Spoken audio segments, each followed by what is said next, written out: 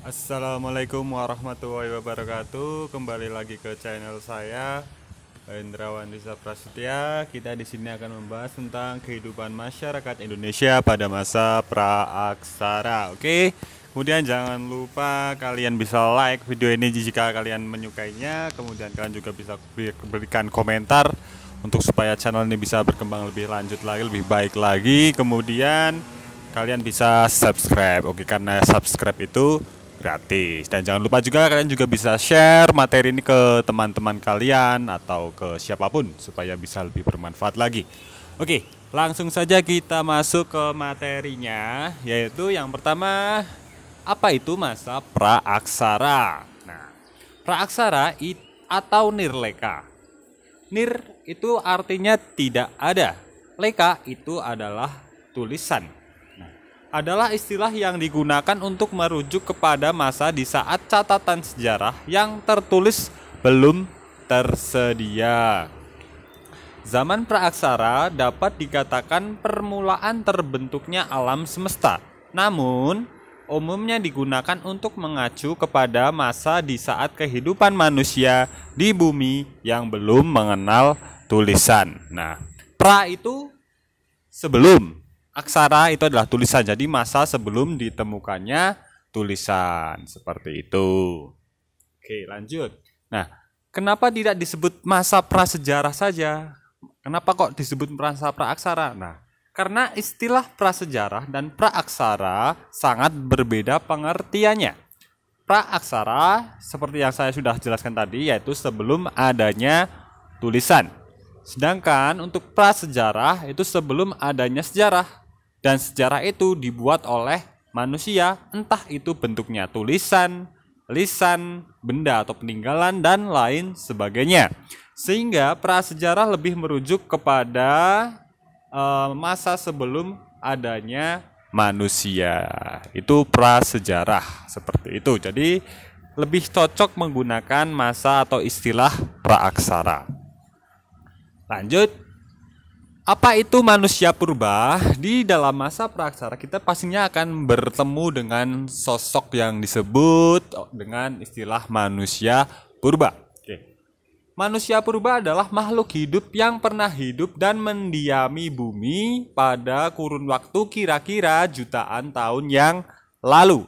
Nah, berdasarkan apa kok bisa disebut manusia purba itu hidup pada jutaan tahun yang lalu? Berdasarkan bukti yang sudah ditemukan oleh para ahli seperti peninggalan-peninggalan, tulang belulang, dan lain sebagainya. Nah, maka diperkirakan makhluk tersebut belum mengenal tulisan karena dari peninggalan-peninggalan manusia purba seperti fosil dan lain sebagainya belum ditemukan catatan tulisan ataupun berbentuk apapun yang itu melambangkan kalau makhluk tersebut sudah bisa menulis seperti itu, sudah bisa baca tulis, sehingga dimasukkan juga di makhluk hidup yang hidup pada masa praaksara seperti itu.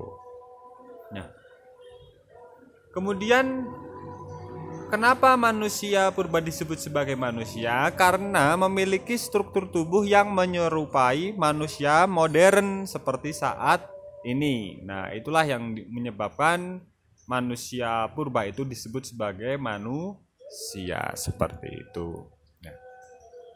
Nah, kemudian timbullah beberapa pertanyaan. Nah, nomor 1, apakah manusia purba saja yang mengalami masa praaksara? Apakah manusia modern itu tidak mengalami masa praaksara? Itu menjadi pertanyaan. Kemudian yang kedua, apa perbedaan manusia purba dengan manusia modern? Manusia purba itu seperti apa? Kemudian manusia modern seperti kita ini tuh seperti apa? Itu apa perbedaannya? Kemudian nomor 3, adakah hubungan antara manusia purba dengan manusia modern? Apakah kita keturunan dari manusia purba atau bagaimana? Nanti kalian cari tahu sendiri.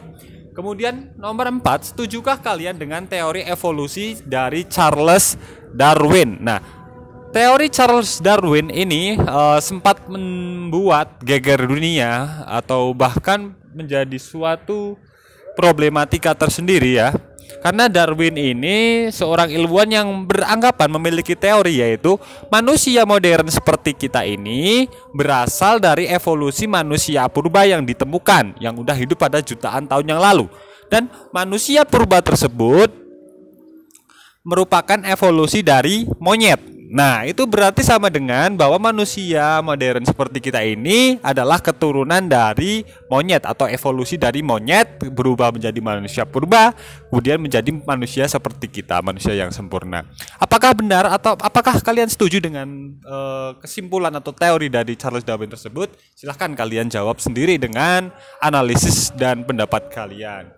Kemudian nomor 5, buatlah kesimpulan dari jawaban kalian di atas. Apa itu manusia modern seperti kita? Oke, seperti itu ya. Jadi setelah kalian menjawab nomor 1, 2, 3, 4, kalian mempunyai ilmu pengetahuan yang cukup untuk membuat kesimpulan apa sih manusia modern itu. Itu untuk soalnya.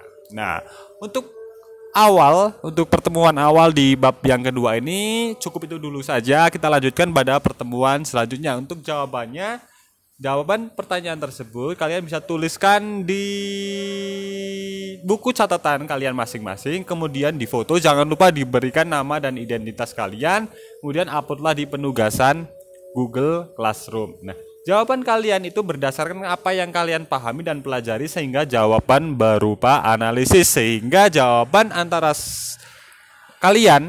masing-masing kalian tuh haruslah berbeda-beda, tidak ada yang sama, tidak ada yang bisa copy paste seperti itu. Oke, mungkin cukup itu saja untuk pertemuan hari ini. Silahkan kalian kerjakan, waktunya seperti biasa 1 minggu untuk pengumpulannya. Kemudian untuk pertemuan selanjutnya saya harapkan kalian sudah membaca tentang masa-masa atau periode di mana manusia purba itu hidup.